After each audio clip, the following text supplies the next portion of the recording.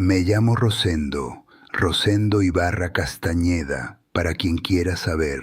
Tengo 65 años y todavía me cuesta creer que sigo respirando. 65 años con esta cara que ya nadie reconoce, con este cuerpo que carga más cicatrices que recuerdos buenos y con una memoria que no me deja dormir desde hace décadas. Voy a contar lo que nunca he contado, no para que me admiren, no para que me tengan lástima, y mucho menos para que algún pendejo escuche esto y piense que la vida del narco es como la pintan en los corridos. Voy a contar la verdad, y la verdad en este negocio siempre apesta a sangre y a traición. Yo fui brazo derecho del Mencho, así como lo escuchan. No voy a andar con rodeos ni con palabras bonitas. Trabajé para Nemesio Oseguera Cervantes durante años. Fui parte de su círculo más cercano cuando el cártel Jalisco Nueva Generación empezaba a crecer como una bestia que nadie podía detener. Yo estuve ahí cuando se tomaron decisiones que cambiaron el mapa del narcotráfico en todo México. Estuve ahí cuando se planearon operaciones que pusieron de rodillas a organizaciones enteras.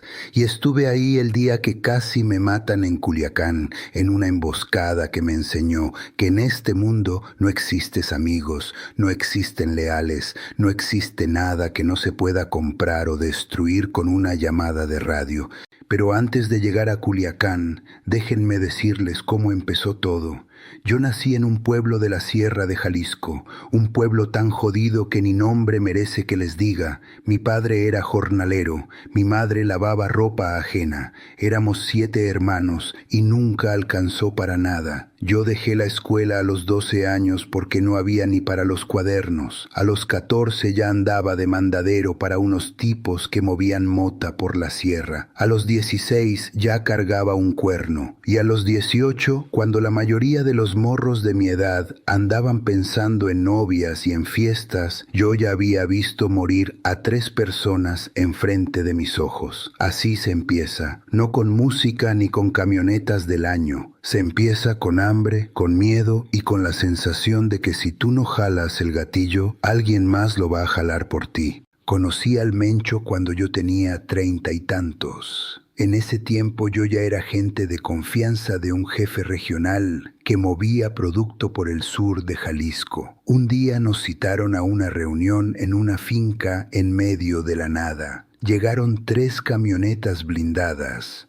Del medio se bajó un hombre que no era ni alto ni gordo, ni tenía pinta de nada especial. Tranquilo, serio, con unos ojos que te miraban como si ya te hubieran medido por dentro y por fuera en 3 segundos. Ese era Nemesio, ese era el Mencho, y desde esa primera vez que lo vi, supe que ese hombre no era como los demás. Los demás gritaban, amenazaban, se la daban de muy chingones. Él no, él hablaba bajito, y cuando hablaba bajito, todo el mundo se callaba.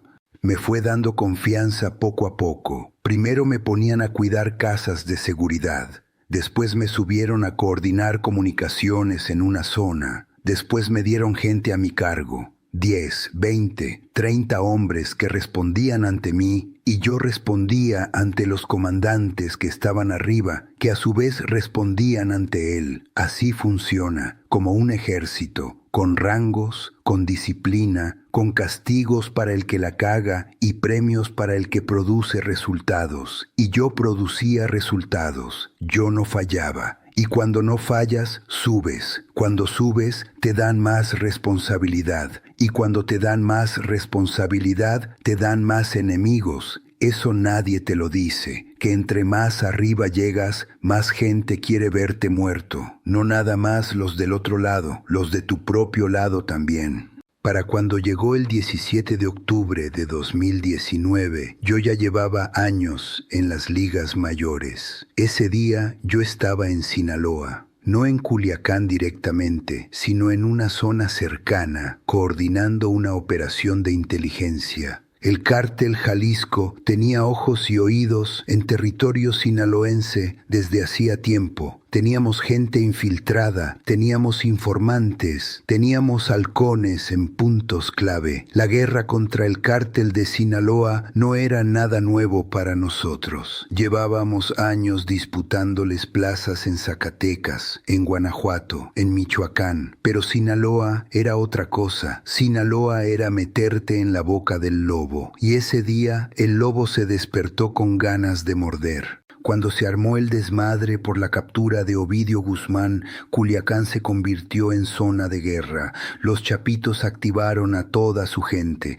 quemaron carros, bloquearon calles, sacaron presos del penal de Aguaruto, rodearon bases militares. La ciudad entera quedó paralizada y en medio de ese caos a nosotros nos agarró la tormenta. Veníamos en un convoy de 3 camionetas por una brecha al norte de la ciudad cuando nos cayó la emboscada. No fueron los militares, no fue la Guardia Nacional, fueron los mismos del cártel de Sinaloa. Ellos sabían que teníamos gente en su territorio y aprovecharon el desmadre para cazarnos. El carro de adelante recibió la primera ráfaga. Escuché las detonaciones como si alguien hubiera abierto las puertas del infierno. Calibre 50. Cuando escuchas ese sonido, no lo confundes con nada. Es un golpe seco que te sacude los huesos y te dice que lo que viene no tiene vuelta atrás. El parabrisas del carro de enfrente explotó. Vi cómo le pegaron al compañero que iba de copiloto. Vi la sangre que empezó a volar por toda la camioneta. Vi al chofer tratar de acelerar y no poder, porque les habían atravesado un carro blanco para cerrarnos el paso. Clásica emboscada. Carro de bloqueo adelante, fuego cruzado por los costados, y cuando quieres dar reversa, ya tienes otra camioneta atrás cortándote la salida.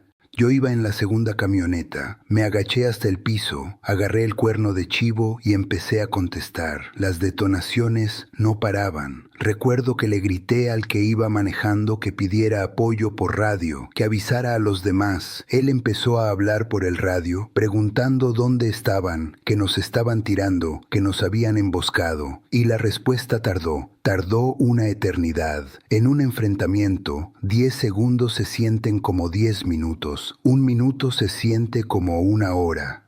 Y nosotros llevábamos varios minutos recibiendo fuego sin que nadie nos contestara del otro lado. De los que iban en la primera camioneta, 3 murieron. 3 compañeros que esa misma mañana estaban echando desmadre conmigo, contando chistes, hablando de sus familias. 3 hombres que en un parpadeo dejaron de existir.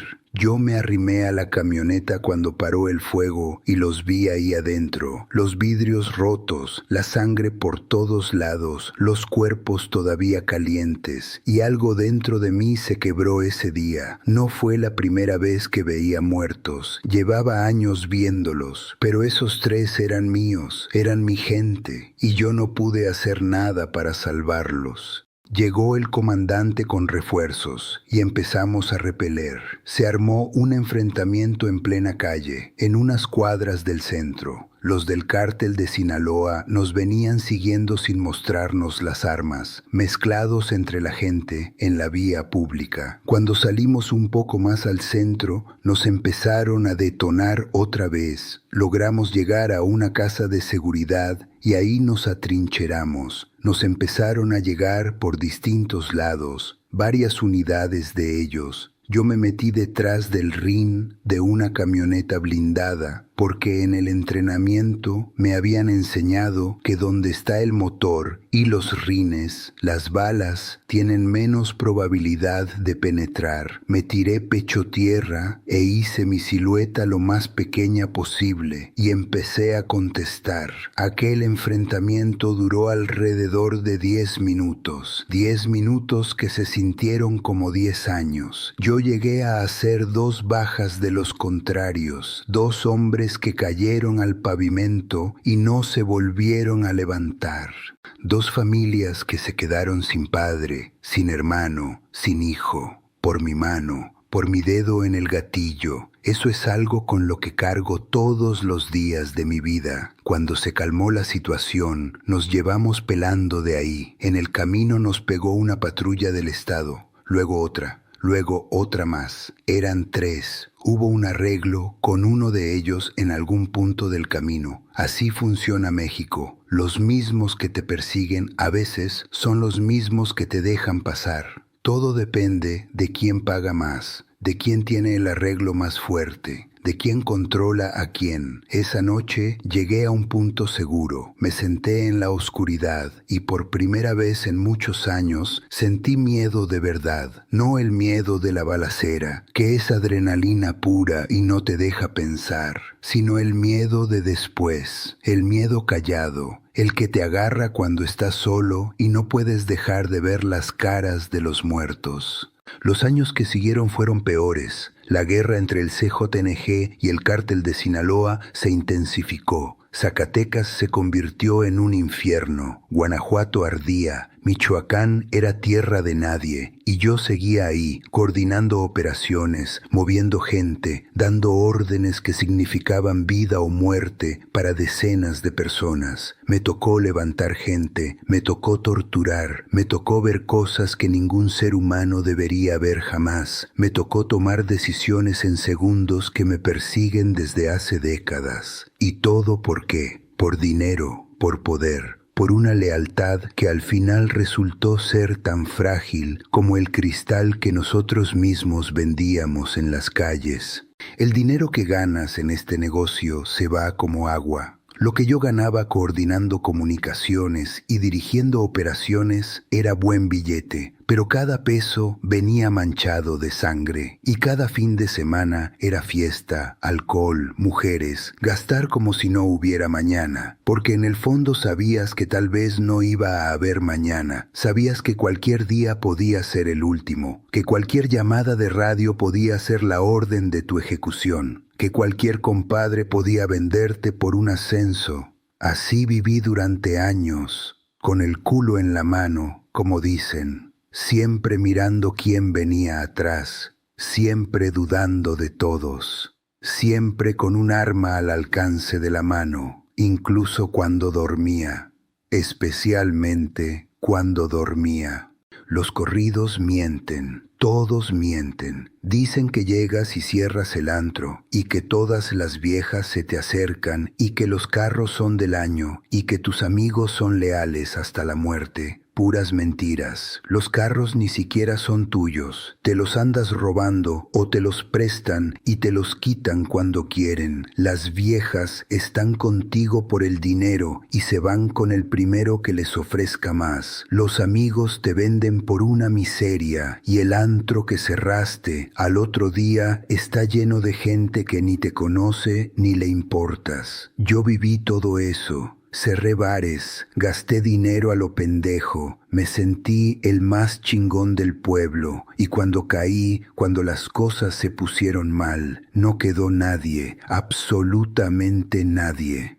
Me entrenaron en la sierra. Me mandaron a campamentos donde había 500, 600 hombres formados, instructores que habían sido marinos, soldados, policías federales, gente que sabía lo que hacía y que nos enseñaba a matar con la misma frialdad con la que te enseñan a armar un motor. Me enseñaron a disparar, a repeler emboscadas, a ser yo la presa y luego volverme el cazador. Me enseñaron a reventar casas, a patear puertas, a reducir objetivos. Me enseñaron a hacer cosas que prefiero no describir aquí, cosas que involucran a personas que no merecían lo que les hicimos, cosas que me persiguen en las noches y que me van a perseguir hasta el día que me muera. Cuando digo que fui brazo derecho del Mencho, no lo digo con orgullo, lo digo con vergüenza. Con una vergüenza que me pesa más que cualquier chaleco antibalas que me haya puesto jamás. Porque ser cercano al poder en este mundo significa ser cercano a la muerte. Significa tomar decisiones que destruyen familias enteras. Significa cargar con los gritos de gente que suplicaba y a la que no escuchamos. Significa vivir con la certeza de que todo lo que hiciste fue por nada. por nada, porque al final el dinero se acabó, los amigos se murieron o te traicionaron, y lo único que te queda son las pesadillas y el miedo de que algún día alguien toque tu puerta y te cobre todo lo que debes. Me salí cuando ya no pude más. No fue por valentía, fue por agotamiento. El cuerpo ya no me daba, la mente ya no me daba. Me despertaba sudando en las noches, gritando nombres de personas que ya no existen. Veía sus caras en todos lados, en la calle, en el mercado, en el espejo. Me dieron la oportunidad de abrirme y la tomé. El que estaba al mando en ese momento me puso una pistola en la cabeza y me dijo que si me iba para siempre, que no quería volver a verme, que no quería escuchar mi nombre en ningún punto, que me largara y me olvidara de todo. Y eso hice, me largué. Me fui a otro estado, cambié de nombre, cambié de vida. Me metí a trabajar en un empleo que no le importa a nadie, ganando lo que gana la gente normal. Y por primera vez en mi vida puedo dormir algunas noches sin que los muertos me despierten. Mi madre supo la verdad antes de que yo se la contara. Las madres siempre saben. Cuando le conté todo lo que había hecho, se puso mala. No habló durante días, y cuando por fin me miró a los ojos, lo único que me dijo fue: «Dime qué has hecho y te diré quién eres». Esas palabras me partieron en dos, porque yo sabía exactamente quién era. Era un asesino, un torturador, un hombre que había vendido su alma por billetes que se gastó en pendejadas.